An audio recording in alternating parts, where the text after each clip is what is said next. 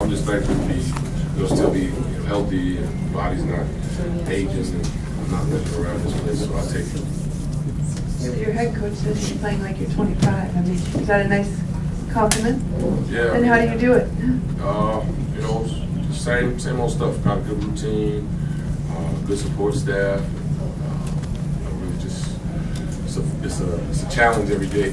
Just to make sure there's no bumps, bruises, things lingering around. But, my mind is sharp and just trying to continue to figure out ways to be effective. And he wants you to sign a 3-year extension. Yeah. Scared for that? Even after you won a championship last season, you're obviously considering retiring. Can you talk us through that decision and what made you decide to come back? I think the main thing was, just the fire was still there to compete. I felt a bit of ease. The pressure was kind of off. So it was just about having a good repertoire with the guys, coaching staff. Very comfortable here. And again, my body wasn't aching, not telling me not to do it. So, when I just thought about it, it's like, go in, keep yourself prepared, just go rock out another year. I kind of get a kick out of, defending, figuring out ways to, like I said, be effective when I'm on the floor.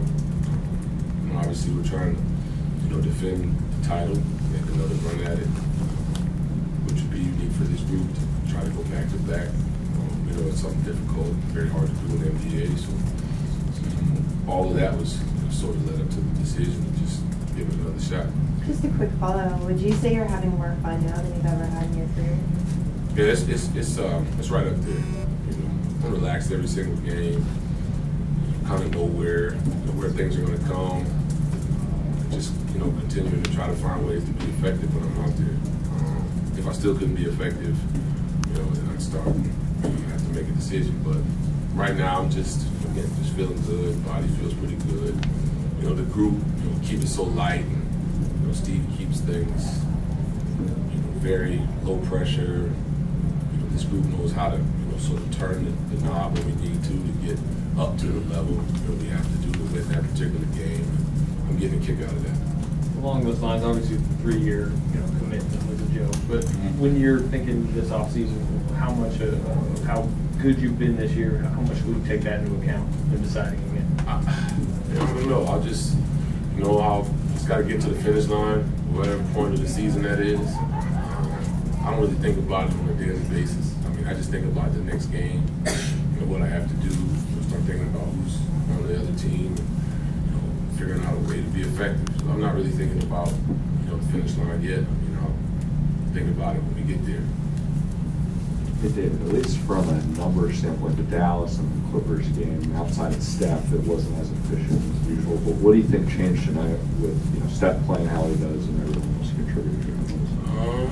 I don't know. I think we're. I said this a few weeks ago. I think we got our season legs under us. We're like the halfway mark, I think now. We got a good flow, good rhythm. Obviously, we're not going to win every single night. The intent is to win every single night. Some guys, we're going to have ups and downs as a group. You got a guy as talented as Steph. He is who he is. I think we sort of, the rest of us sort of, understand and expect him to do what he's going to do, KD to do, Clay, those guys to do what they're going to do. But the rest of us just try to fill in. Some nights, some of us are going, other nights, others aren't. We've got a next man up sort of groove where guys just plug themselves in. It might be Omri one night, it might be Dre one night, Sean one night, Loon, JB one night. JaVale too. We just try to figure it out, as that game comes. And, we know those main guys are going to do what they do. It's up to the rest of us to fill in the holes, fill in the gaps, and carry our weight. What was your initial reaction when you saw Steph leave the game to get his new look done? To do what?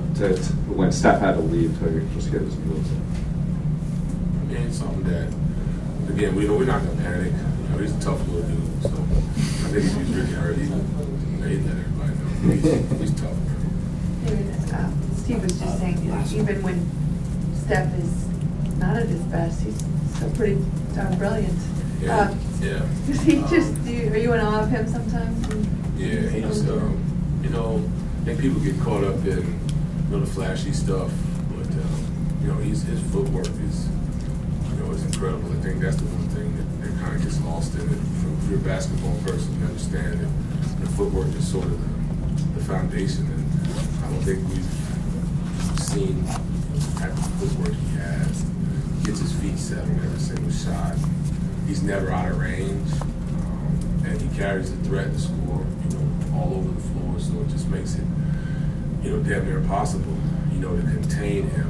I mean, usually if he's off, it's because of the mistakes that he's making, not, you know, the effect that the other team is having on him. I think that's the type of talent and ability he has, you know.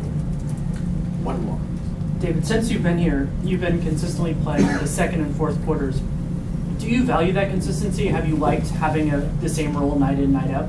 Yeah, I mean, we've got a lot of guys. This team is, you know, extremely deep. And, you know, Steve figured that out last year, and it's worked for us. So we're just gonna stick with it. You know, I just try to make sure I'm warm when I hit the floor. Usually we're, you know, it's make or break for us sometimes at the start of the second, start of the fourth. As our group goes, we just try to be stable. You know, if we have a lead, we try to maintain it or grow it. If we're down, we try to get back in the game. You know, give the guys who are going to close the game the right type of energy to come in and finish the job.